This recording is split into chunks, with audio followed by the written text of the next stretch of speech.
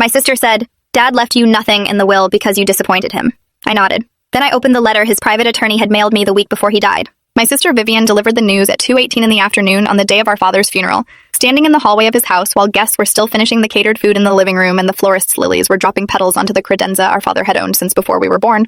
She said it the way she said most things she had been rehearsing. Clearly, with her chin slightly up and her eyes on mine, watching for the flinch. "Dad left you nothing in the will, Lena. Nothing. He told me months ago that you disappointed him one too many times and he wasn't going to reward that." I looked at her for a moment. I thought about the envelope that had been sitting in my kitchen drawer for 11 days. The one with the return address of a law firm I had never heard of. The one I had been carrying around like a stone in my pocket because I had known, somehow, without opening it, that its contents would require me to be ready. And I had not been ready until now. I nodded. I said, "Okay." She blinked. She had expected something else. Tears, argument, the particular collapse of a person who has just been told she has been formally erased. What she got was okay, and I watched her not know what to do with it. I went to get my coat. I need to tell you about my father before I tell you what was in the letter, because the letter only means something if you understand what it was responding to. Bernard Okafor was 72 years old when he died of a second cardiac event in the bedroom of the house in Westchester where Vivian and I had grown up. He was a man who had come from Lagos at 26 with an engineering degree and the kind of specific, disciplined ambition that either burns people out or builds empires. And in his case, it had built an empire. A civil engineering consulting firm that had grown over 40 years into a company with 4 offices, 68 employees, and a revenue that I know, because I later saw the financial disclosures, was approximately $14 million annually. He was a precise man, a controlled man, a man who expressed love through achievement and proximity, meaning he showed you he loved you by expecting great things from you and staying close enough to monitor whether you were delivering them. I spent the first 28 years of my life trying to be what that kind of love required. Then I stopped. What I stopped for was a decision that seemed, at the time, reasonably brave and, in retrospect, was exactly the right call at the wrong moment in my father's emotional development. I was a structural engineer, trained, credentialed, working at a mid-sized firm in Manhattan that did exactly the kind of projects my father's firm did. Commercial development, infrastructure, the unglamorous necessary work of keeping cities functional. My father had assumed, without ever making it formally explicit, that I would eventually join his firm. Not immediately, not without proving myself elsewhere first. He was not the kind of man who handed things to people, including his children. But eventually. The timeline in his head was real, even if the conversation had never fully happened. When I was 28, I told him I was leaving structural engineering to go back to school for landscape architecture. I had been thinking about it for 3 years. I had done my research. I had a program accepted, and a plan that made financial sense. My father heard approximately the first 2 sentences of my explanation, and the rest arrived in a room that had already closed. He said, "Belle, you are throwing away your training." I said I was redirecting it. He said, "This is a hobby, not a profession." I said the profession was real, and I had verified that extensively. He said, "Then you'll do it without my support." I said I expected nothing else. We did not speak for 8 months after that conversation, which was the longest silence in our relationship by a significant margin. We reconciled, not fully, not cleanly, but practically, the way my father reconciled with things, by resuming contact as though the rupture had been a weather event rather than a choice. He came to my graduation. He stood in the back of the room and did not applaud but was present, which was the version of approval available in his register. Over the next 7 years, I built a landscape architecture practice. Small at first, then incrementally less small. I had 3 full-time employees and a project list that included 2 public park commissions and a corporate campus contract that was the largest thing I'd ever signed. My father did not comment on any of it directly. Occasionally, he would say something adjacent to acknowledgement, "I hear you're busy," in the tone of a man who had decided to stop arguing but had not decided to agree. Vivian, 4 years older than me, had joined the firm at 26 and risen steadily through it. She was competent in the specific, organized way of a person who has built her career inside a structure designed to reward her particular skills. And she had been the reliable child in the way that reliable children often are. Present, compliant, increasingly certain of her position. She and I had been close as children and careful as adults, the careful of 2 people who had learned that the same parent processed them differently and had decided not to make that the center of their relationship. We managed. Until the funeral. The first sign that something was not as Vivian had presented it arrived the day after the funeral, when I sat at my kitchen table at 7 in the morning with the envelope in front of me, and finally opened it. The return address was Moreau and Associates, a firm I looked up before opening and found listed as a boutique estate and trust planning practice in Midtown Manhattan with, according to their website, a specific specialty in complex family estate structures. The letter inside was 2 pages, on formal letterhead, dated 12 days before my father's death, which meant he had been alive when it was written and had apparently been lucid enough to instruct his attorney to mail it. The attorney's name was Francine Moreau, and I would come to know her well over the following months. The letter began, "Dear Ms. Okafor, your father, Bernard Okafor, has retained this firm to manage certain estate matters separate from and in addition to the primary estate documentation being handled by his longtime attorney. He has asked that this letter be sent to you regardless of the circumstances of his death, and that it reach you before any estate proceedings begin." I set the letter down. I picked it up again. I read the next paragraph, which told me that my father had established, 14 months before his death, and without informing any other member of his family, a separate, irrevocable trust. I read the amount in the trust. I put the letter face down on the table and sat with my hands flat on the surface for a while. I want to be accurate about what I felt in that moment, because I think accuracy matters here more than impact. I did not feel triumph. I did not feel vindicated in the clean, satisfying way that stories sometimes describe. What I felt was grief, the specific and complicated grief of understanding that my father had done something significant and had chosen to do it in secret, which meant he had known it needed to be secret, which meant he had understood something about the dynamic in his family that he had never said aloud to me. He had seen it. He had acted on what he saw, and he had died without ever saying any of it to my face. That is not a victory. It is a complicated, bittersweet thing that I'm still working through, and I want to say that plainly before I tell you the rest. The trust contained $2.3 million, funded from a combination of personal assets my father had accumulated outside the firm, investments, property, a life insurance policy I had not known existed.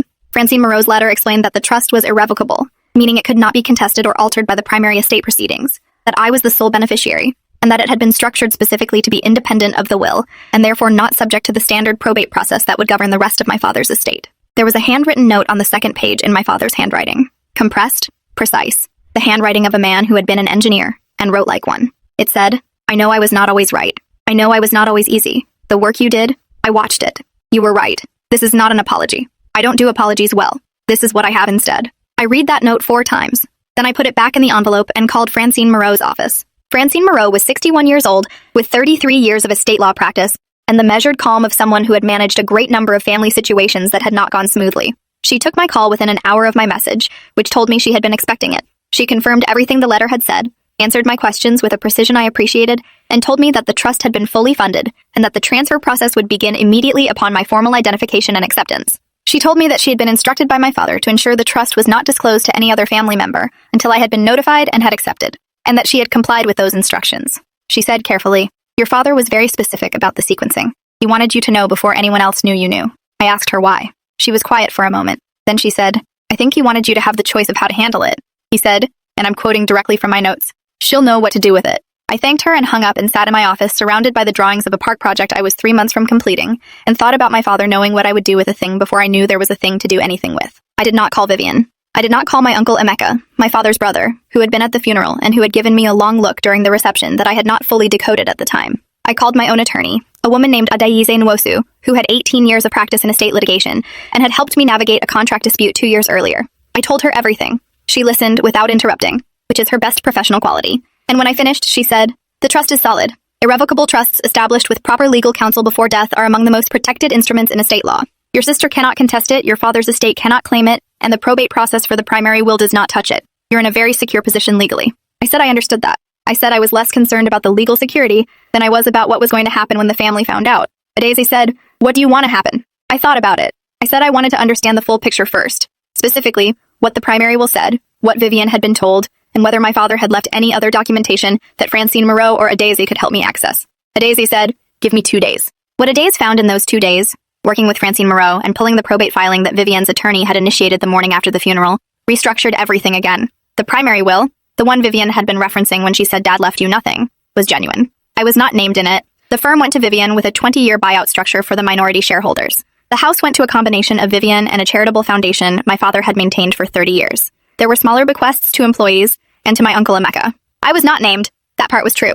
What Vivian had not said, what she may or may not have known, was that the primary will had been drafted 9 years ago and had not been updated since. The separate trust set up 14 months before his death was the update. It was my father's actual final word on the subject of his younger daughter, made in private, with care. Outside the document, his older daughter had been managing the narrative around for at least several months before his death. Adaize said, "Your sister knew about the will. The question is whether she knew about the trust." I said I thought she probably did not. Adaize said, "The fact that she told you about the will the way she did, the phrasing, the timing, in the hallway at the funeral, suggests she thought it was a final word. People don't gloat about final words if they know there's a postscript." The estate reading was scheduled for 3 weeks after the funeral, at the offices of my father's longtime attorney, a man named Herbert Oguchi, who had handled my father's primary legal affairs for 22 years. I know Herbert Oguchi's credentials because I researched them. 28 years of practice, specializing in business succession and estate planning for closely held family enterprises. He ran a firm of 12 attorneys in White Plains. He was not aware of the separate trust when I contacted his office to confirm the reading date, which told me that my father had kept the 2 legal tracks entirely separate, using different attorneys, different firms, different documentation. Herbert Oguchi found out about Francine Moreau's trust the day before the estate reading, when I called his office and told him, and then sent him Francine Moreau's confirmation documentation by email. His assistant called me back within 40 minutes to say Mr. Oguchi would like to speak with me before the meeting. I said that would be fine. I drove to his office the next morning. Herbert Oguchi was a careful man with the specific wariness of someone who has spent 2 decades managing family money and has therefore seen what families do to each other when money is at stake. He had clearly read Francine Moreau's documentation thoroughly before I arrived. He sat across from me and said, "Your father retained separate counsel for the trust without informing me. That's unusual, but it's entirely legal, and the documentation is unimpeachable. I want to be transparent with you. I am the attorney for the primary estate, which means I represent the estate's interests, not yours specifically. I'd encourage you to have your own counsel present at the reading." I said Adeyeze Nwosu would be with me. He nodded. He said, "I want to prepare you for the fact that this information will be new to your sister. In my experience, surprises of this magnitude at estate readings produce strong reactions." I said I understood. He said, "I'm not asking you to do anything differently. I'm just telling you what I've seen happen." I thanked him. I drove home. I did not sleep well. The estate reading was on a Wednesday morning at 10 a.m. Vivian arrived with her own attorney, a man named Clement Azare, who had been representing her in various business matters for several years, and who sat beside her at the conference table with the comfortable ease of a person who expected the proceedings to be routine. My uncle Emeka was there with his own representation. Adeyes sat beside me. Francine Moreau attended by phone, patched into the conference room by Herbert Oguchi's assistant. The reading of the primary will proceeded as expected. Everything Vivian had outlined at the funeral was confirmed. When Herbert Oguchi finished the primary will and looked around the table and said, "There is one additional matter," Vivian's expression did not change because she was still in the mode of a person for whom everything was going according to plan. Then Herbert Oguchi said, "Your father established a separate irrevocable trust 14 months ago through independent counsel. I have been provided documentation by Ms. Lena Okafor and the trustee attorney, Ms. Francine Moreau, that this trust is fully funded and legally independent of these proceedings." He paused. "The trust designates Lena Okafor as sole beneficiary. The total value is approximately $2.3 million. Vivian's face went through something I had never seen on it before. It moved through confusion first, the genuine confusion of a person whose model of reality has just been told it is missing a significant variable. Then calculation, rapid and visible, the face of someone running numbers.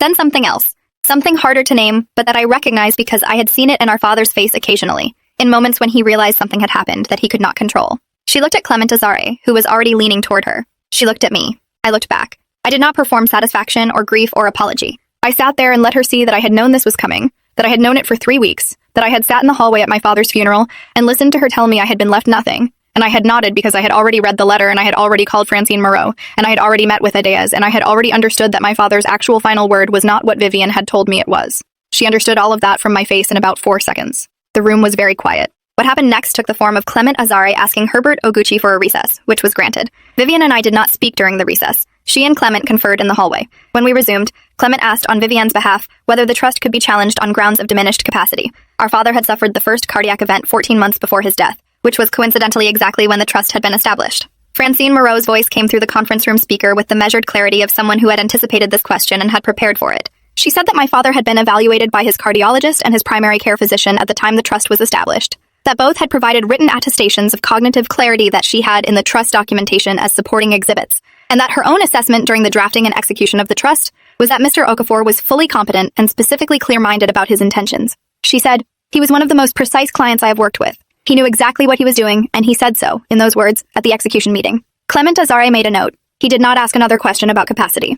The crisis, in practical terms, came 3 days after the estate reading. Vivian called me at 9:43 at night. I remember the time because I had been on the phone with Adeyeze going over next steps when her call came through on the other line. Vivian's voice was not the voice from the funeral hallway. It was lower, less controlled, the voice of a person who had spent 3 days with her attorney and her accountant, and had arrived at a place she had not anticipated arriving. She said, "I need to understand why Dad did this." I said, "I think he wanted to make sure I was taken care of." She said, "He made sure I was taken care of. The firm, the house share, all of it." I said, yes. She said, "So why was this separate? Why the secrecy?" I had been thinking about this for 3 weeks and I gave her the honest answer I had arrived at, because he knew how you'd received it if it hadn't been. Silence. Then she said, "What does that mean?" I said, "Vivian, you told me at his funeral in the hallway, with people still in the living room, that Dad left me nothing. You said it like you'd been waiting to say it." More silence. Longer this time. Then she said, "I thought it was true." I said, "I know, but the way you said it wasn't about informing me, and I think Dad knew that about you, and he made plans accordingly." The silence that followed that sentence was the longest of the conversation, and possibly the longest I have experienced with my sister. She hung up without saying goodbye. What happened to the firm? To Harrington Properties, which is what Vivian ran for the next 6 months before the structural problems became visible, is, in retrospect, the consequence of a set of conditions that predated the estate and had nothing to do with me. The SEC inquiry that opened 8 months after my father's death related to certain billing practices and contracts the firm had held with a municipal infrastructure program was a matter that Herbert Oguchi's firm had apparently been advising my father on in the final 2 years of his life. This is information I got from my uncle Emeka, who called me 4 months after the estate reading with the specific tone of a man who has been watching 2 things develop simultaneously and has decided it is time to say something. Emeka said, "Your father was worried about the firm. He had been for about 3 years. He thought Vivian was managing it correctly, but he had concerns about certain contract structures she had approved. He didn't want to confront her directly, and he didn't want to alter her inheritance because he felt that would be punitive without due process. But he wanted you to have something that wasn't tied to the firm, because he wasn't sure what was going to happen to the firm. I sat with that for a long time after the call. My father had seen something coming. He had not known exactly what shape it would take. He had done what he could do within the constraints of his own character, quietly, through legal instruments, without the direct conversation he apparently could not manage to have. The SEC inquiry did not result in criminal charges against Vivian. It resulted in a significant settlement, $840,000 paid by the firm, and a consent decree that required restructuring of certain contracting practices. The firm survived but was diminished, and 2 of the 4 offices were consolidated. Clement Azari managed the legal response competently. Vivian's reputation in the industry contracted. She did not lose the firm. She did not lose the house. She lost some things that mattered to her in ways that I think she is still processing. And I say that without satisfaction because she is my sister. And whatever else is true about us, that is also true. I have not used the trust money to compete with my sister or demonstrate anything to anyone. I used $400,000 of it to buy out the lease on a larger studio space that my practice had outgrown, and another $280,000 to hire 2 additional senior architects who had been interested in joining the firm for a year, but whom I had not been able to offer competitive packages. The park commission was completed on schedule and received a regional design award in the spring. The rest sits in the managed account Francine Moreau set up, growing at a pace I check quarterly and otherwise do not obsess over, because I have work to do, and the work is what I am actually here for. My father knew that. He said so, in the note, in his compressed engineer's handwriting, without an apology, which is exactly how he would have said it. I have read the note many times. I keep it in my desk, not in a drawer but on top of it, under a glass paperweight that was his, that I took from his office after the estate reading, when Vivian was consulting with Clement in the hallway, and Herbert Oguchi was gathering his papers, and no one was watching me pick up the one thing in that room that I wanted. It is a plain sphere of green glass, heavy, unremarkable. He kept it on the corner of his desk for 40 years. I put it on mine the day I moved into the new studio. Some inheritances are not in documents. Some of them sit quietly in the corner of a room, doing nothing, holding down whatever is underneath them. That is, in its own precise way, enough.